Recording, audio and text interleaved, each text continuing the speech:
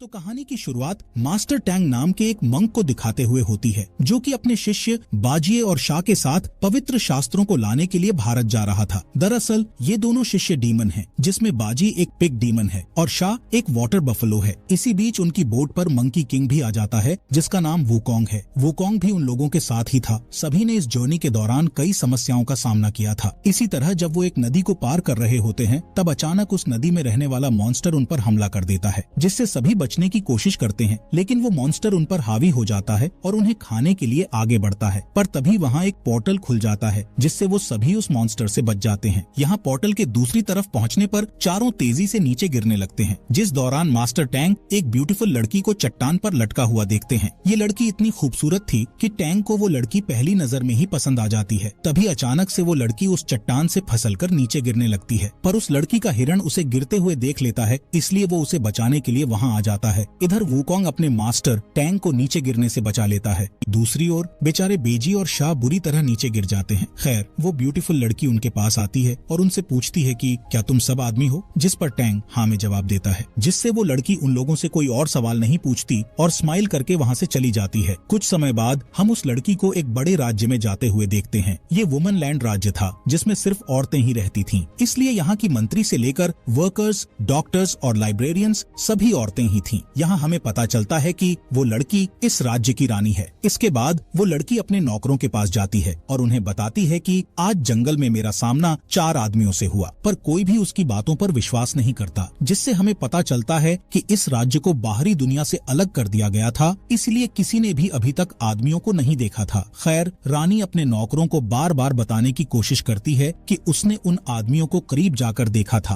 पर अभी भी उन्हें रानी पर विश्वास नहीं होता, बल्कि उन्हें लगता है कि रानी की तबीयत खराब हो गई है। इसके बाद हम रानी को लाइब्रेरी में देखते हैं, जहां वो अपनी पुश्तैनी किताब को निकालकर पढ़ने लगती है। इस किताब में लिखा था कि आदमी जहरीले होते हैं। तभी वो नोटिस करती है कि उस किताब के कुछ पेज गायब हैं। इसी दौरान वहाँ राज्य की महारानी आती है, जिन्होंने रानी को बचपन से पाल पोस कर बड़ा किया था। यहाँ महारानी जब उन आदमियों के बारे में सुनती है, तो अपनी सैनिकों को उन्हें ढूंढने का कहती है। दूसरी ओर मास्टर टैंग, वुकोंग और शाह जंगल से बाहर जाने का रास्ता खोज रहे होते हैं, जिस दौरान बेजी को लड़कियों का एक ग्रुप दिखाई देता है, जो कि नदी में नहा रही थीं। यहाँ बेजी उन लड़कियों को देखकर बहुत एक्साइटेड हो जाता है, इसलिए वो अपने शरीर को आदमी के शरीर में बदलकर उनके पास जाता है, लेकिन वो लड़कियाँ उससे इम्प्रेस होने की बजाय उसे पकड़कर पीटने लगती हैं, जिससे बेजी अपने असली रूप में वापस आ जाता है। इसी बीच कुछ सैनिक औरतें वुकोंग, टैंग और शाह को पकड़ लेती हैं। तब मास्टर टैंग अपने शिष्यों को उन औरतों पर वार करने से मना करता है और शांति से इस सिचुएशन को संभालने लगता है, लेकिन वो औरतें बहुत गुस्से में होती हैं, इसलिए वो टैंग की कोई बात नहीं सुनती और उन तीनों को सजा देने के लिए अपने राज्य में ले जाती हैं। इस राज्य को देखकर टैंग समझ जाता है कि इस साम्राज्य में सिर्फ औरतें रहती हैं, जिसके बाद उन्हें महल में ले जाया जाता है, जहां उन्हें पता चलता है कि जंगल में वो जिस खूबसूरत लड़की से मिले थे,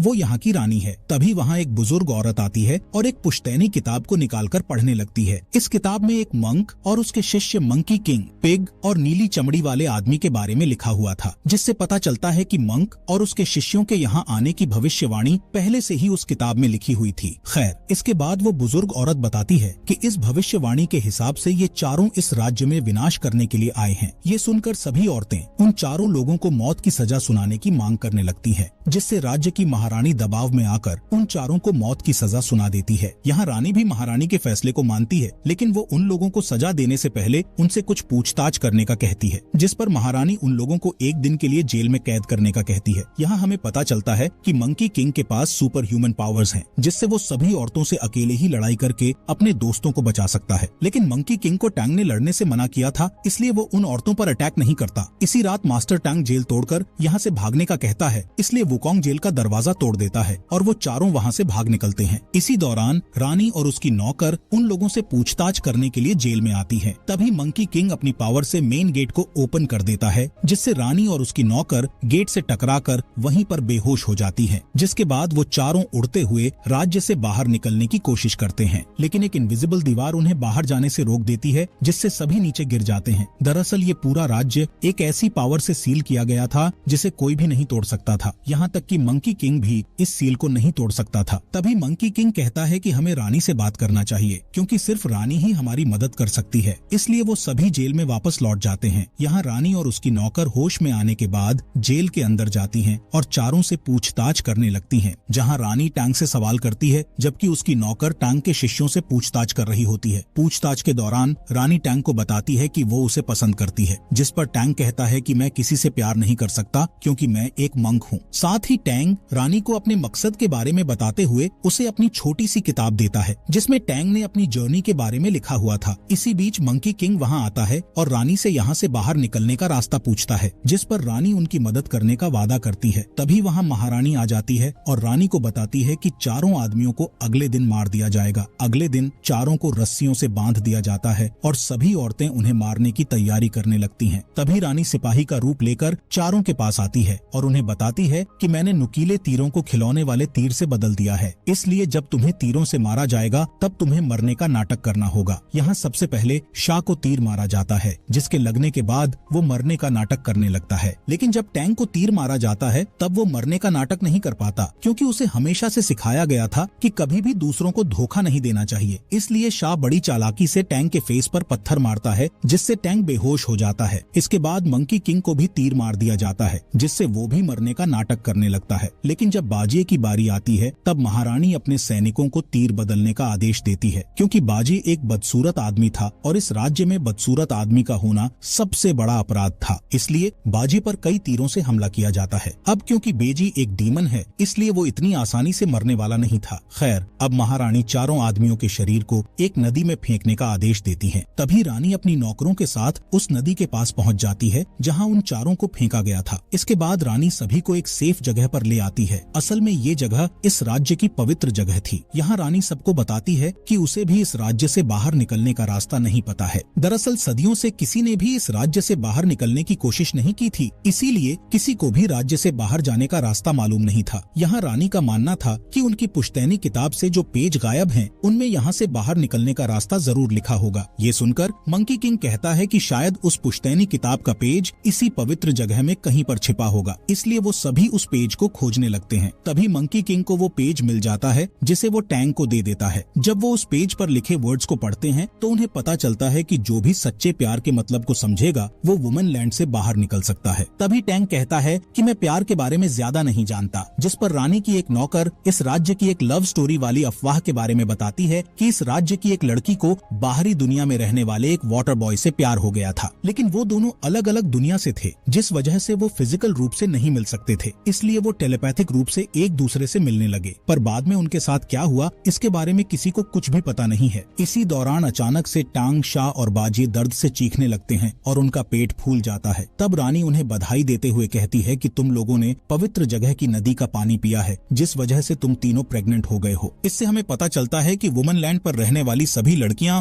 इस नदी के पानी को पीकर ही प्रेग्नेंट होती हैं और नई लड़कियों को जन्म देती हैं।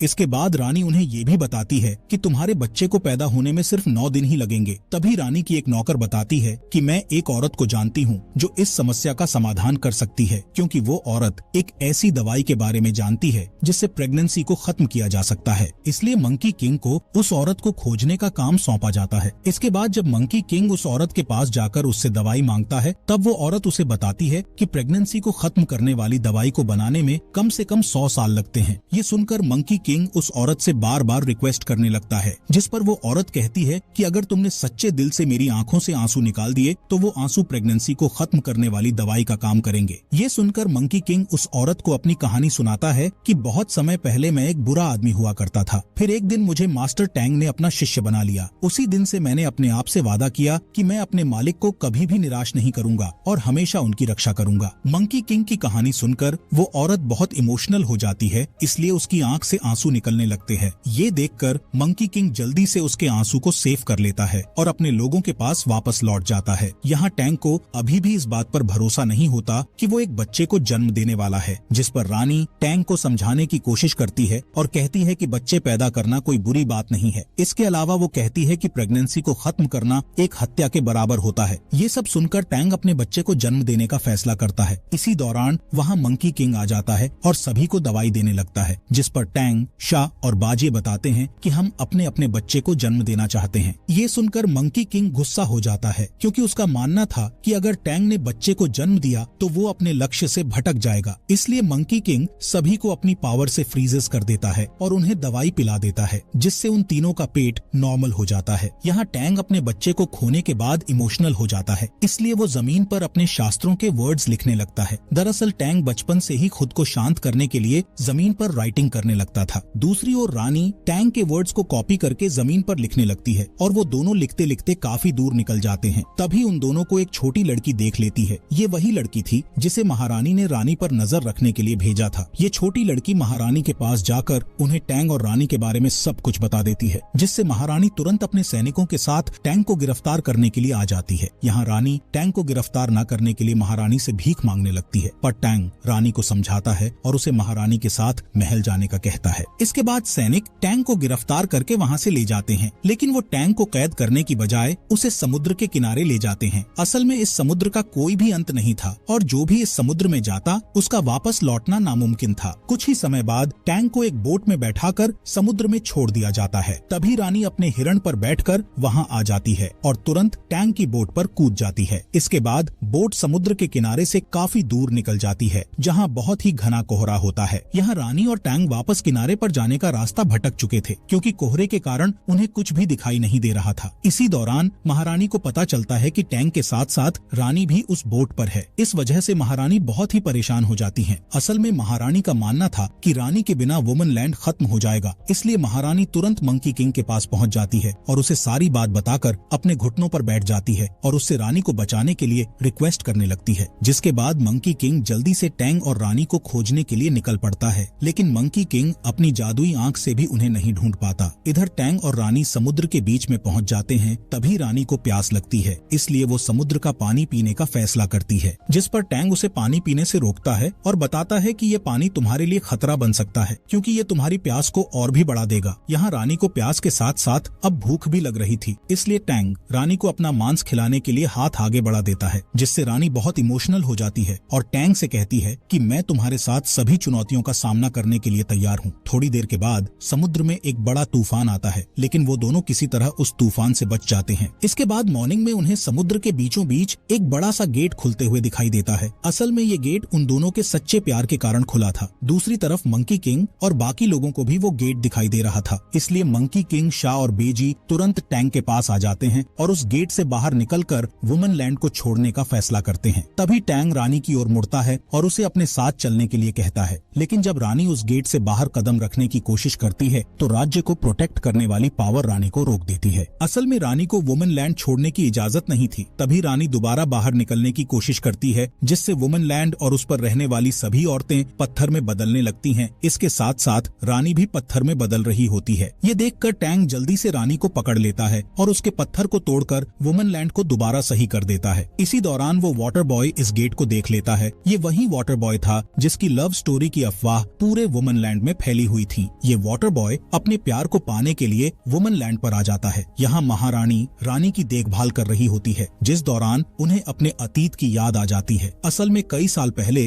रानी की माँ ने महारानी के हाथों में अपनी बच्ची को सौंपकर उसकी रक्षा करने के लिए कहा था। यहाँ हमें पता चलता है कि महारानी और वाटर बॉय एक दूसरे से बहुत प्यार करते थे, लेकिन इस राज्य की अगली रानी की देखभाल करने के लिए महारानी ने अपना प्यार छोड़ दिया था, ताकि उनकी ड्यूटी के बीच उनका प्यार न आ सके। यहाँ टैंग रानी के पूरी तरह से ठीक होने तक वुमन लैंड में रहने का फैसला करता है। तभी टैंग के सामने दया की देवी आती हैं, जो टैंग को समझाती हैं कि अगर तुम रानी से प्यार करने लगे हो तो उसमें कोई गलत बात नहीं है, लेकिन तुम्हें रानी और सभी प्राणियों में से किसी एक को चुनना होगा। इसके बाद टैंग महल में लौट आता है, जहाँ पूरा राज्य रानी के ठीक होने के लिए प्रार्थना कर रहा था। तभी अचानक वहाँ वाटर बॉय आ जाता है। वाटर बॉय महारानी का पिछले 20 साल से इंतजार कर रहा था, इसलिए वो महारानी को देखकर अपने प्यार का इजहार कर देता है और उसे अपने साथ चलने का कहता है। पर महारानी को इस राज्य की रानी को सही दिशा दिखाने की ड्यूटी करनी थी, इसलिए वो वाटर बॉय के साथ चलने से मना कर देती है, जिससे वाटर बॉय को गुस्सा आ जाता है और वो वुमन लैंड को खत्म करने का कहता है। जिसके बाद वाटर बॉय टैंग और रानी को उठाकर ले जाने लगता है, लेकिन मंकी किंग वहाँ आकर तुरंत उन्हें बचा लेता है, जिससे वाटर बॉय को और भी गुस्सा आ जाता है, इसलिए वो डीमन में बदलकर राज्य पर हमला करने लगता है। तब मंकी किंग, शाह और बेजी उसे रोकने की कोशिश करते हैं, लेकिन तभी वाटर बॉय बहुत बड़े रूप में बदल जाता है और राज्य को पानी में डुबाना शुरू कर देता है, जिससे वुमन लैंड खत्म हो जाता है और सभी औरतें समुद्र में गिर जाती हैं। वहीं मास्टर टैंग जब औरतों को मरते हुए देखता है तो उन्हें बचाने के लिए भगवान बुद्ध से प्रार्थना करने लगता है। तभी भगवान बुद्ध का एक हाथ पानी के अंदर से निकलता है और डूबती हुई औरतों को बचा लेता है, जिसके बाद भगवान बुद्ध वाटर बॉय को उसके असली रूप में लाकर उसे सजा देते हैं।